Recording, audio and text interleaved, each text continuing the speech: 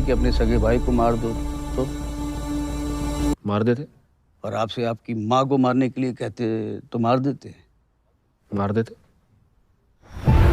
उसके सामने हम अपनी माजी की कोई बात नहीं करेंगे। मतलब no mention of exodus. No exodus नहीं, जेनोसाइड। देखो कौन है, कृष्णा। रात तक कश्मीर छोड़कर जाने को कहा है। हमारे लोग मर रहे हैं सर। कश्मीर चल रहा है, खुलेआम कश्मीरी हिंदुओं का कत्ले आम हो रहा है। पंडितों को किसी ने नहीं भगाया, वो खुद भागे, गवर्नर से मिल गए। जहाँ शिव सरस्वती ऋषि कश्यप हुए वो कश्मीर हमारा था, जहाँ पंचतंत्र लिखा गया वो कश्मीर हमारा था। तू जानता ही क्या है कश्मीर के बारे में? Kashmir has never been an integral part of India and this is a historical fact. Kashmir!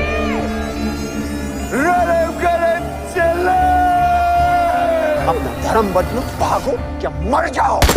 Kashmir के मसले का एक ही हल, अल जिहाद।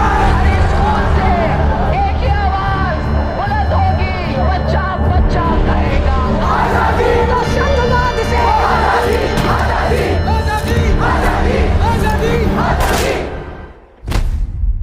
देश की तकदीर वही बदल सकता है जिसके पास ये पावर है, पॉलिटिकल पावर।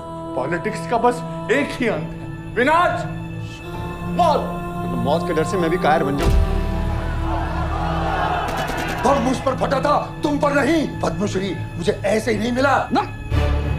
पद्मश्री आपको सरकार ने खामोश रहने के लिए दिया। आजादी is a song of terrorism. It's an anthem of free Kashmir, exactly like Jan Gan Man of India. जब मासूम लड़कों को गाड़ियों से बांध कर घसीटा जाएगा और उन पर रेप चार्जेस लगाए जाएंगे तो ये सताए हुए लोग गंजी उठाएंगे सर। कश्मीरी पंडितों ने तो कभी कोई बंदूक नहीं उठाई। क्यों? And we'll never allow Kashmir to be an integral part of this country. चाहे उसके लिए आग क्यों न लगानी पड़े। This is the time for justice, Krishna.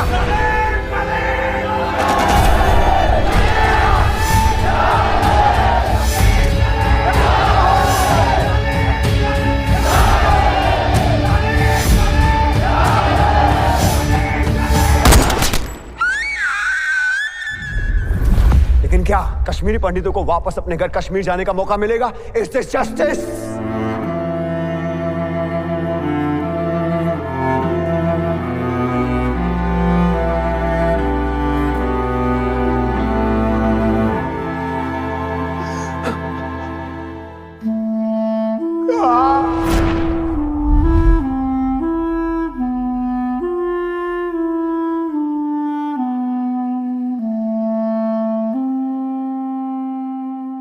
मैं कास्ट वगैरह में बिलीव नहीं करता। मैं बिलीव करता हूँ इक्वालिटी में और जस्टिस में।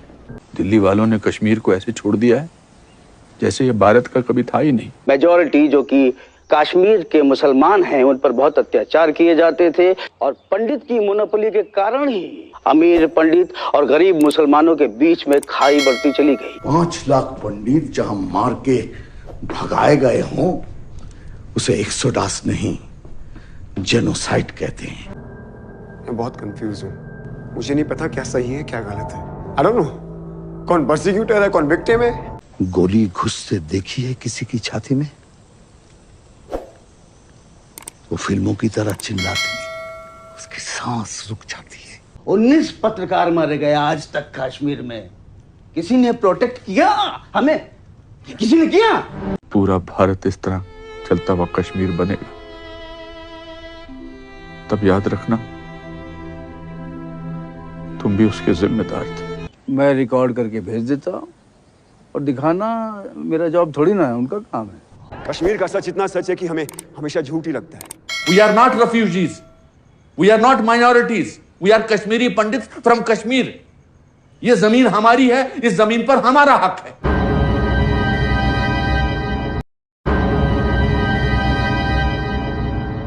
हमारे देश का दुर्भाग्य है जी कि इतिहास को सही पर्सपेक्टिव में समय पर समाज के सामने रखना, उसमें किताबों का महत्व होता है, कविताओं का महत्व होता है, साहित्यों का महत्व होता है, वैसा फिल्म जगत का भी महत्व होता है।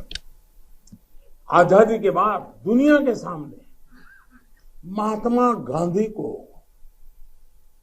सचमुच में सारी दुनिया मार्टिन लूथर किंग की बात करता है, सारी दुनिया नेल्सन मंडेला की बात करता है, लेकिन दुनिया गांधी की चर्चा बहुत कम करता है। अगर किसी ने उस समय हिम्मत के साथ काम करके महात्मा गांधी के जीवन पर एक पूरी फिल्म बनाई होती और दुनिया के सामने रखी होती तो शायद हम मैसेजिंग कर पाते। पहली बार एक विदेशी जब गांधी फिल्म बनाई और ऑस्कर के पुरस्कार मिला, तब जाकर के दुनिया को पता चला गांधी इतने बड़े महान व्यक्ति थे। लेकिन कुछ लोग कहते तो बहुत कुछ फ्रीडम ऑफ प्रेस की बात, फ्रीडम ऑफ एक्सप्रेशन की बात करते हैं, लेकिन आपने देखा होगा इमरजेंसी, इतनी बड़ी घटना, कोई फिल्म नहीं बना पाया, क्योंकि सत्य को दबाने का लगातार प्रयास हुई हमारे देश में। भारत विभाजन, जब हमने 14 अगस्त को एक हॉरर डे के रूप में याद करने के लिए तय किया तो कई लोगों को बड़ी मुसीबत हो गई है। कैसे भूल सकता है देश? कभी कभी उसमें से भी तो सीखने को मिलता है। भारत विभाजन में ऑथेंटिक कोई फिल्म नहीं बनी, और इसलिए इन दिनों आपने देखा होगा कश्मीर फाइल फिल्म की चर्चा चल रही है, और जो लोग हमेशा फ्रीडम ऑफ एक्सप्रेशन के झंडे लेकर के घूमते हैं, वो पूरी जमात बौखला गई है पिछले 5-6 दिन से। और ये फिल्म का तथ्यों के आधार पर, आर्ट के आधार पर उसकी विवेचना करने के बजाय उसको डिस्क्रेडिट करने के लिए बड़ा मुहिम चला है। आपने देखा होगा एक पूरी इकोसिस्टम, कोई सत्य उजागर करने का साहस करे, उसको जो सत्य लगा उसने प्रस्तुत करने की कोशिश की, लेकिन उस सत्य को न समझने की तैयारी, न स्वीकारने की तैयारी है, न ही दुनिया इसको देखे इसके लिए उनकी मंजूरी है। जिस प्रकार का षड्यंत्र पिछले 5-6 दिन से चल रहा है। मेरा विषय कोई फिल्म नहीं है,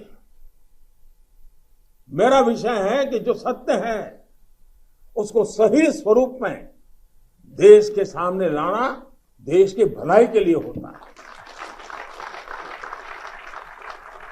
उसके कई पहलू हो सकते हैं, किसी को एक चीज नजर आती है, किसी को दूसरी नजर आएगी। जिनको लगता है कि ये फिल्म ठीक नहीं होगा अपनी दूसरी फिल्म बनाए, कौन मना करता है? लेकिन उनको हैरानी हो रही है कि जिस सत्य को इतने सालों तक दबा करके रखा, उसको तथ्यों के आधार पर जब बाहर लाया जा रहा है और कोई मेहनत करके ला रहा है, तो उसको पूरी इकोसिस्टम लग गई है, पूरी इकोसिस्टम लग गई है। और ऐसे समय जो सत्य के लिए जीने वाले लोग हैं, उन्होंने सत्य के खातिर खड़े होना उनकी जिम्मेवारी होती है, और ये जिम्मेवारी मैं आशा करूंगा सब लोग निभाएंगे।